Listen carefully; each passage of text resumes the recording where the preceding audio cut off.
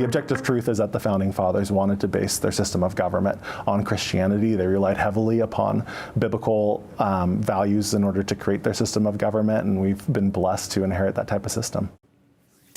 You know that old adage, and it's worth a reminder this close to Thanksgiving. There are two topics to try to avoid around family gatherings: politics and religion.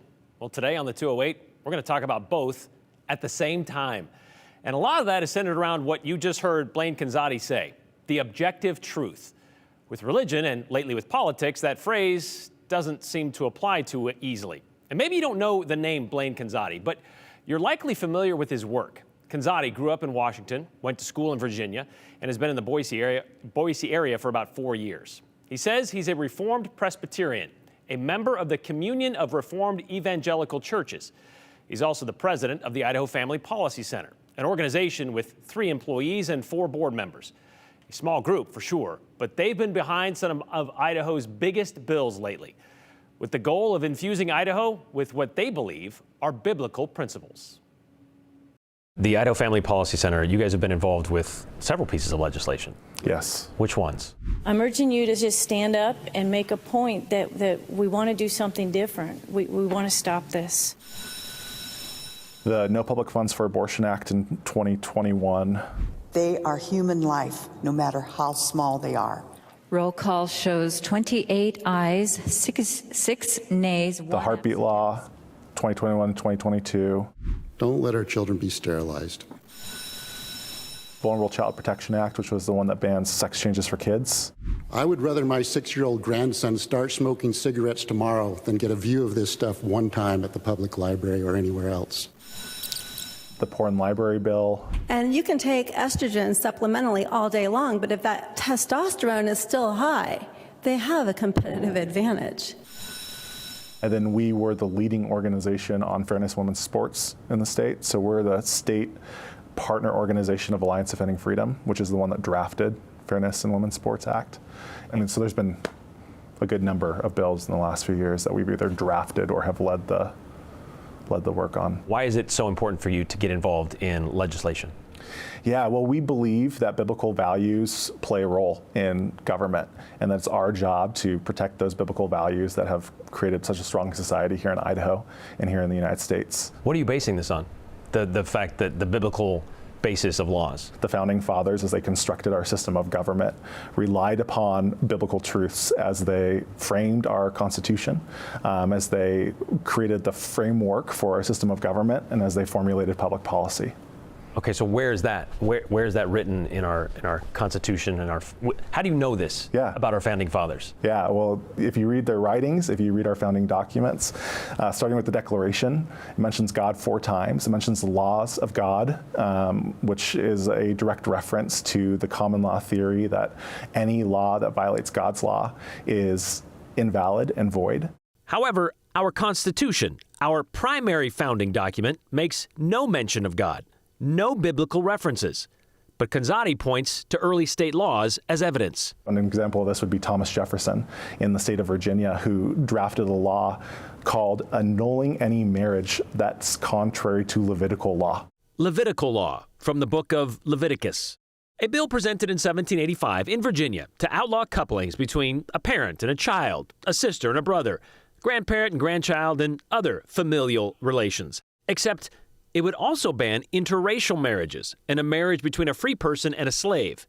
A bill, by the way, that did not pass. Wasn't it Thomas Jefferson who also said the wall between church and state?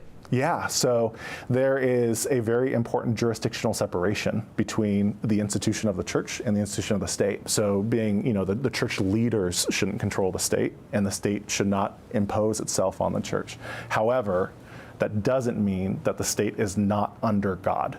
Who decides what Christian values should do that? I mean, if it was up to Catholicism, we wouldn't have divorce, right? So again, we have to realize that Christians agree on these moral issues. Do they? They do. All of them? Yeah, historically, the church has been has presented a faithful testimony to what Scripture says. What about homosexuality? Yeah, so, up until last year, sodomy was still illegal in Idaho. Technically, the law was on the books. It was unenforceable because of a Supreme Court decision, but that law was still on the books. And that was something that all Christians agreed upon. People who struggle with same-sex attraction or who struggle with gender dysphoria are incredibly valuable people created in God's image, and our heart breaks for them, and we long to see them restored. There are other people out there, leaders, church leaders, that say, if we're going to use Christianity as a weapon to say these people are wrong and we need to create laws to alienate others, that's not Christianity, is what they're saying. Well, those churches in the last several decades have departed from the truth of Scripture, and that does not reflect upon the consensus among Christians throughout church history.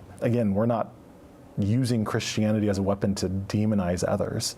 We're simply saying that there is a universal objective truth and morality that society should operate by, right? In the same way that Christianity says that it's wrong to rape, or it's wrong to murder, or it's wrong to steal. These things are, basic underpinnings of society. Those are crimes against others, but you're also saying we don't want people to be who they are: homosexual, transgender, drag queens. Well, we would deny that that's who those people are. They're created for so much more than that. I don't think somebody being who they are should be a crime. We're talking about actions, we're talking about behaviors, and we're not talking about criminalizing homosexuality. We're talking about criminalizing certain acts that threaten public morality and public virtue and that lead to moral corruption and societal degeneration. Do you feel like that's the overwhelming majority is behind that in Idaho? Well, I think so. On the cultural issues that we work on, there is widespread agreement that there should not be drag performances in public, or that children should not be mutilated through sex reassignment surgeries. How many instances of gender reassignment surgeries on children do you know of? Well, so we don't have state numbers on the number that are actually performed. There's no mandatory reporting requirement for those types of surgeries. Where in Idaho is this happening? These surgeries and these recommendations? It's happening. Where? Brian, we've talked to doctors who work with various health systems who can tell us that they have either doctors or those health systems that are referring children out for surgeries. Okay. Can you give me a name of a doctor that's done this? Well, I'm not going to publicly dox a doctor who fears for his job because he's willing to stand for truth and tell us what's going on. Where do we draw the line? There's a lot of people who may not believe what you believe, but you're still saying that your beliefs should dictate laws.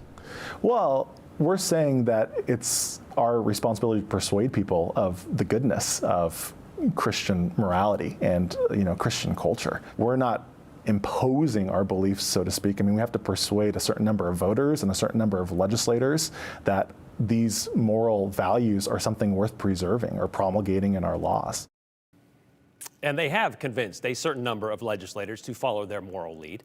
Of those 6 bills we mentioned at the beginning of our interview, 4 have become law. Now, granted, 3 of them are still tangled up in court, but it's quite the batting average. As for who is involved with the Idaho Family Policy Center, 2 of their board members have a connection to Christ Church in Moscow, the evangelical church whose mission is to make Moscow, Idaho, a Christian town. And another of their board members also sits on the board of the Idaho Freedom Foundation.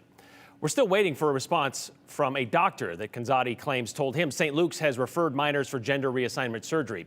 But I did reach out to St. Luke's, and as for what they say, well, they told us in an email, while they do refer patients for services, quote, they don't offer decisions for services they don't offer. They say these decisions on healthcare are left to a physician and their patient, and to their knowledge, referrals are not specifically tracked. Okay, so that's how Idaho's Family Policy Center sees it. What's the Christian perspective from, say, an actual Christian pastor? The Reverend Ben Kramer has been a pastor at the Cathedral of the Rockies since 2008. Born in Boise, raised in Nampa under a strict, far-right religious family, by the way. He knew from the age of 7 he wanted to be a pastor.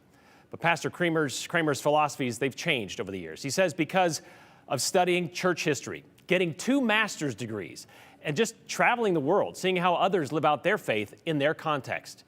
Here is what that taught him. it really taught me that I had a very narrow, one-dimensional perspective of Christianity compared to what like the Apostle Paul or even Jesus was dealing with in their first century context. And once you learn that multi-dimensional context, it's like this isn't a faith for either or cut and dry answers, like binaries of this is right and this is wrong. It's a faith that invites us to wrestle with these big issues, these big questions of life. There's a large population of this country that hold fast and believe that our country and our constitutions, our laws, based on God's work, the teachings, the Bible.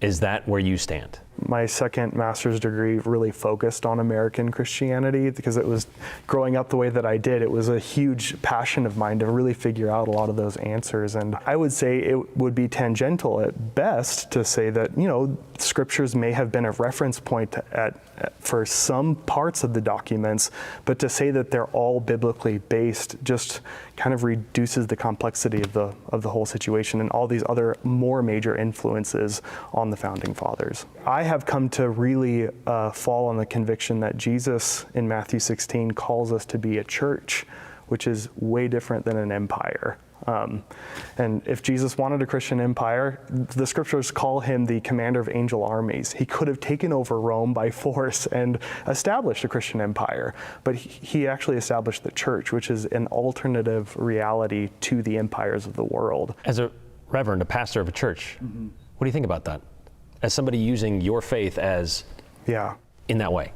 Honestly, it's one of the biggest points of heartbreak and grief for me when the central figure of our faith, Jesus Christ, became a human being and humbled himself and took on a cross, a wash basin to wash feet, to heal, to bring good news to the poor. His first public sermon in Luke 4 was, "Behold, the Spirit of the Lord is upon me to bring good news to the poor, to set the captives free, to bring health to the sick, and to liberate the oppressed." And so to see that faith being co-opted for the sake of political power and control is just, it's one of the biggest points of heartbreak for me in ministry, a consistent point of heartbreak for me.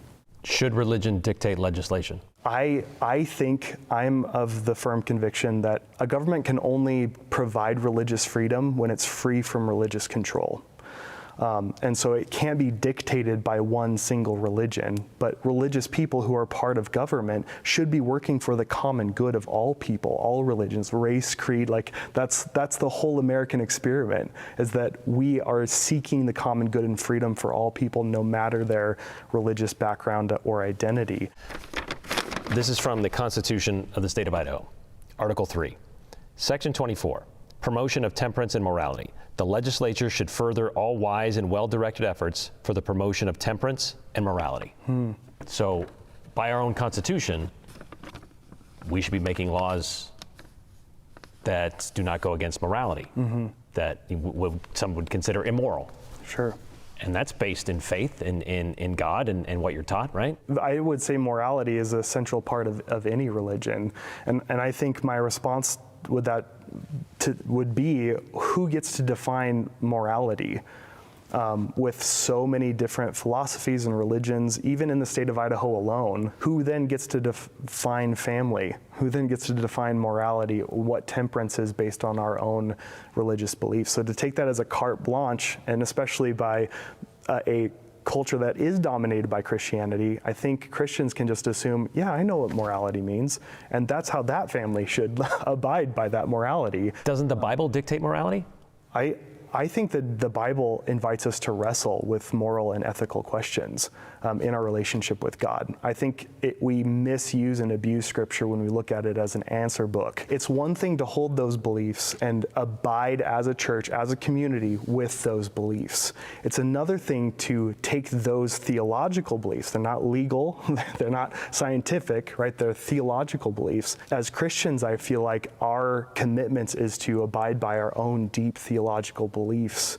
But when it crosses the line of starting to impose those things on other people in the population, I think that's antithetical to the gospel. What would you say if somebody said, well, your sect, your denomination of Christianity has gone too far away from the origin? My response would be an encouragement to read church history, because I would assume that it's not as cut and dry as they think it is. And so that's really been my goal, to really try to reclaim this. We worship a humble, incredible God whose lordship is displayed through a cross, not a flag, not a gavel. It's displayed through a self-sacrificial love. What is the risk of that if it continues down the path we're on now? I would say that we do have really hard and fast historical examples of where movements like this has led, from Emperor Constantine, who made Christianity the religion of Rome, and over 1,500 years of genocides and crusades and inquisitions through the British Empire. We saw in Nazi Germany how Christian nationalism was used against the Jewish population in some horrendous ways. And so the comparisons can be quite chilling. One thing for sure is that when Christianity crawls into bed with political power, the most vulnerable in society always suffer the most. And that is who I feel like we as Christians are called to care about the most. A recent Pew Research study showed, done in 2020, 49% of Americans believe that our laws should be based on biblical teachings. 49%, not a moral majority though. Pastor Creamer, who also has a strong following on social media, says he has a problem with such a small group as the Idaho Family Policy Center seeing themselves as the mouthpiece for a whole group of others. It's a narrow perspective, he says, without considering how diverse and different Christians can be. He also said even the Methodist Church has been going through a split recently. Pastor Creamer says his sect has made the decision to be inclusive to LGBTQ neighbors, not because they are ignoring Scripture, but because they've studied the depths of it. Meanwhile, Conzadi's contention in our moralities don't change and shouldn't change, he says. But isn't slavery immoral? Doesn't it violate human rights? Doesn't it limit someone's ability to flourish? We changed that, right? And even just 65 years ago, 24 states had an interracial marriage ban on the books. 24. The same ban proposed by Thomas Jefferson in Virginia in 1785. Idaho even had one, and it wasn't repealed until 1959. It took the U.S. Supreme Court 12 more years to rule such laws unconstitutional. And the point is, I guess that I'm trying to make is, moralities are what we consider immoral or wrong. That changes over the years, doesn't it? Conzadi has made it clear he and the Idaho Family Policy Center plan to push another bill this upcoming session, one that would ban drag performances in public, springboarding off another national trend.